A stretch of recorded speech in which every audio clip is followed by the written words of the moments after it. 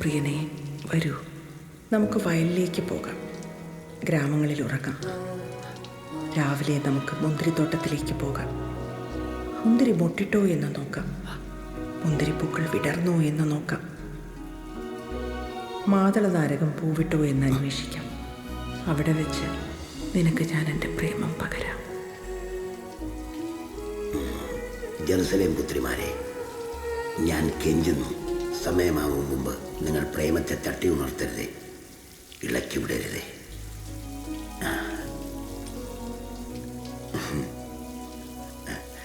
പിള്ളേർ രണ്ടും ഉറങ്ങിയോടി? ജോയിൽ ഉറങ്ങിയിട്ടില്ല. ഇത്തവണ റാങ്ക് വാങ്ങിക്കണം എന്നുള്ള വാശിയില്ല.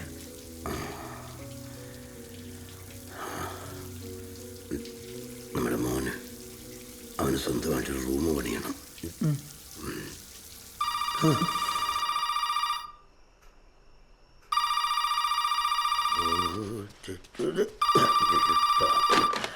ഹലോ ഹലോ ചാച്ചാ. ആ മാനെ, എന്നെ വെച്ചിട്ട് സുഖാണോ? ആ സുഖായിരിക്കുന്നു ചാച്ചാ. ചാച്ചാ നമ്മളെ മറ്റേതങ്ങ് തീരുമാനിക്കാട്ടോ. നല്ല വിലയാണ് അവര് പറയുന്നത്. പിന്നെ ഈ മാസം കൊണ്ട് ജിൻസിയുടെ പെരപണിയും കഴിയുമല്ലോ. പിന്നെ ചാച്ചൻ അവിടെ വിളിക്കാമല്ലോ. ആ പിന്നെ ചാച്ചാ, ഹലോ ചാച്ചാ കേൾക്കുന്നുണ്ടോ? Hello hello.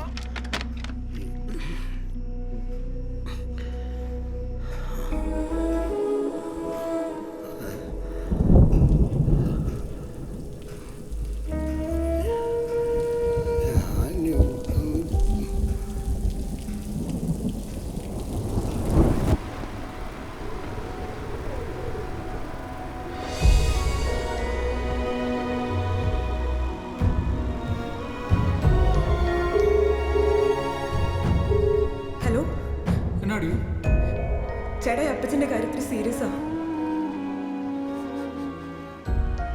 നീ കാര്യം പറയും. പ്രശ്നമുണ്ട് ചേട്ടാ, എത്രയും പെട്ടെന്ന് ഇങ്ങോട്ട് വന്നേ പറ്റൂ.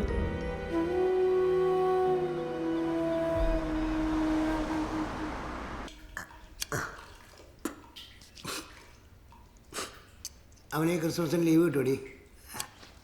ജിൻസിയുടെ വീട് പണിക്ക് എന്നതിലും ചെയ്യണമെന്ന് അവൻ പറഞ്ഞായിരുന്നു.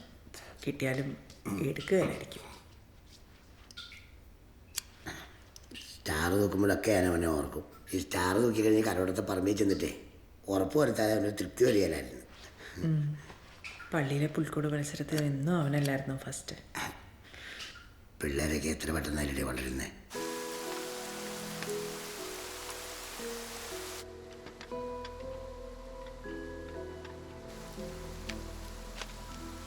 ചേട്ടായി ചേട്ടായി ചായ.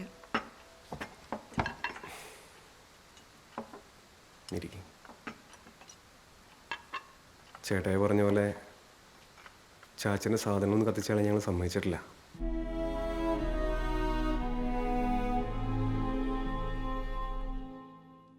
അതിനെ സമ്മതിച്ചു എല്ലാവരും. അതാണല്ലോ രീതി. അതുകൊണ്ട് കൊച്ചാച്ചനെ പറഞ്ഞ് സമ്മതിപ്പിക്കാൻ ഇച്ചിരി ബുദ്ധിമുട്ടായിരുന്നു.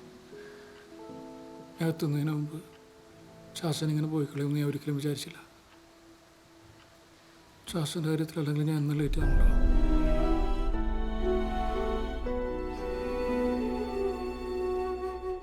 നമ്മൾ ആ പഴയ വീട് വിൽക്കുന്ന കാര്യം പറഞ്ഞപ്പോൾ തൊട്ടേ ചാച്ച ഭയങ്കര ഡൗൺ ആയിരുന്നു.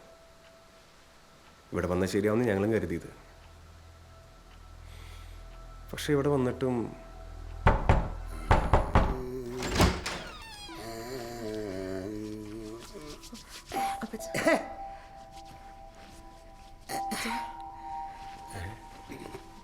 എന്താ അപ്പച്ച?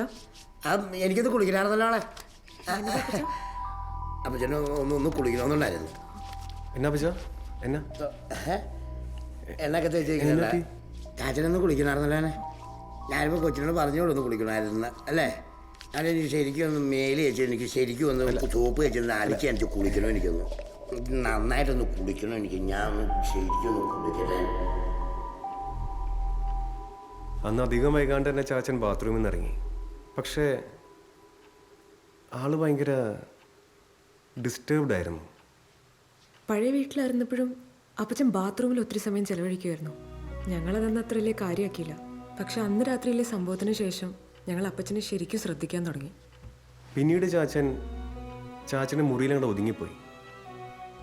കുടുംബപ്രാർത്ഥനയ്ക്ക് വരുന്നില്ല, പള്ളിയിലും പോണില്ല. ചാച്ചൻ കൂടുതൽ ക്ഷീണിക്കുന്ന പോലെ ഞങ്ങൾക്ക് തോന്നി.